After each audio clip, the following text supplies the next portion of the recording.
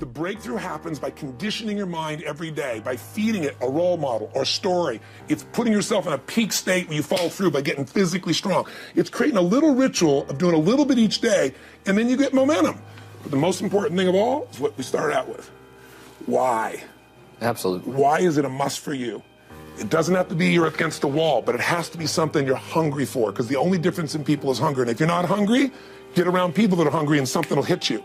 You watch a conversation, you get around people that are doing better, and all of a sudden you start going, my life sucks. I remember I went to a guy in LA.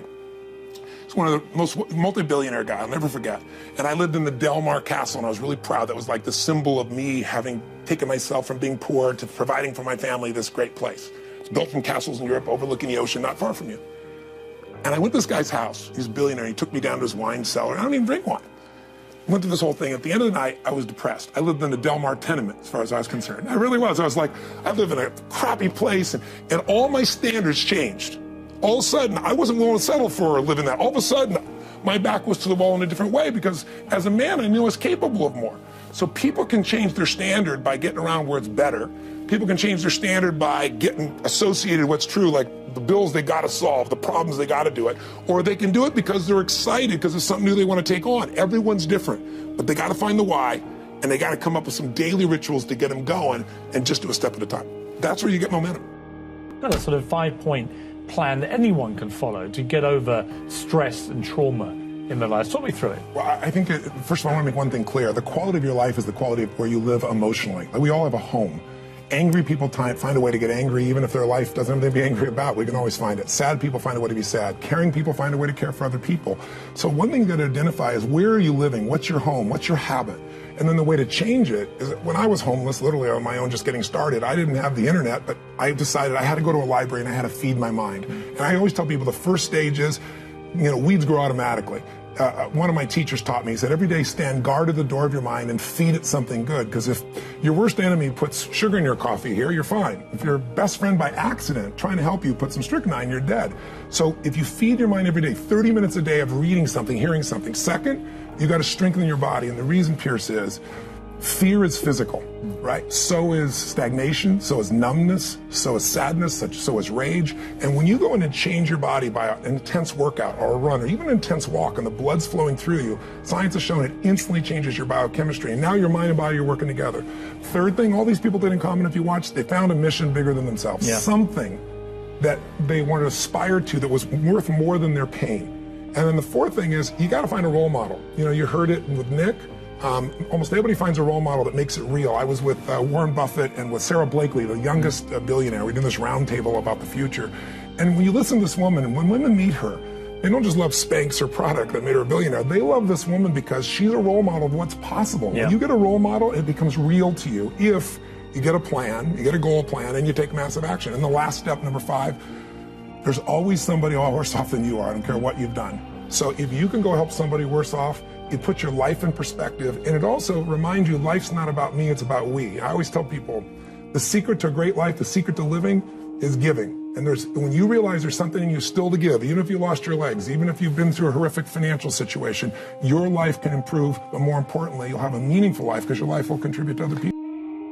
You think about the first thing that determines whether you can do something or not, and I put that in this first box at the top here on the left side. It's potential. Like, what's the potential of a human being? Like, when you guys started, you proved something no one had done in history. You ran the 4-minute mile, right?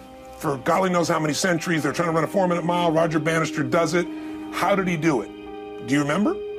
You did it in this industry, right? You made $1 million in a day. No one had ever done that in history, right? After you did it, a bunch of other guys are doing it in case it became possible. Roger Bannister didn't just go physically practice. He made a shift in his head.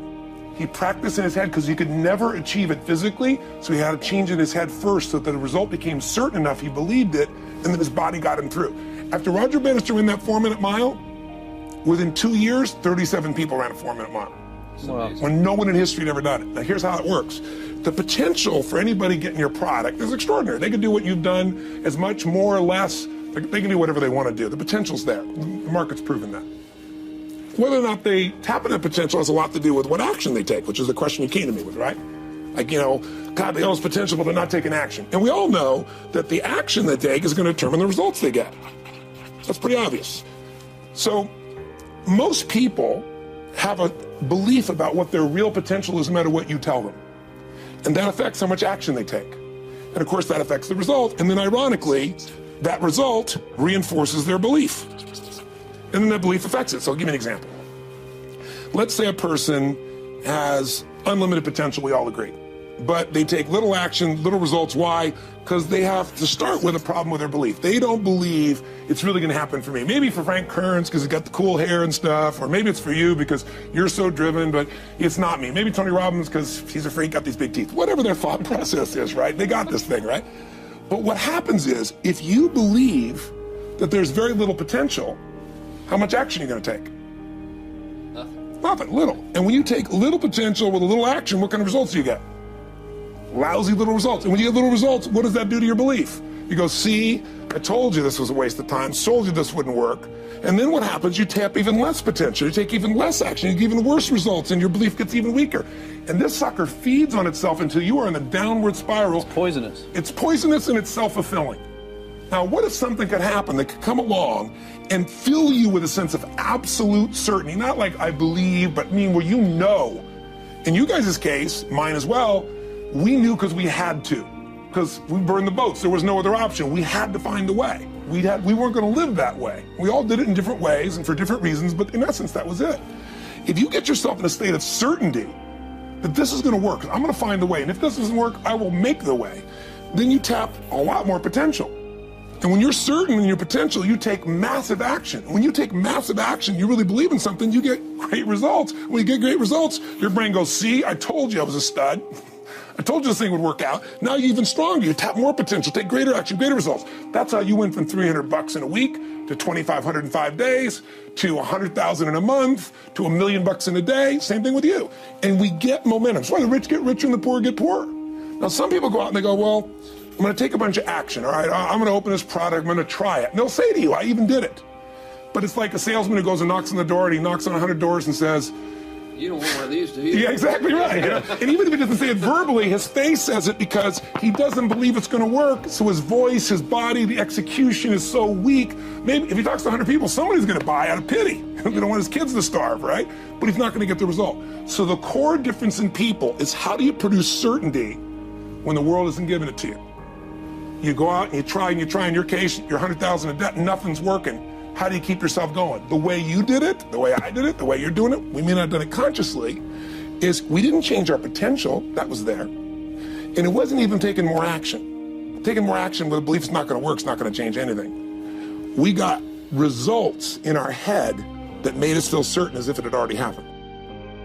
What do I do when I feel the fear paralysis that happens when my mind starts to run wild? It seems like there is a cascade of doom and gloom thoughts, and I can't seem to take any action. I just worry. You know, people who are not used to having that emotion are having it these days.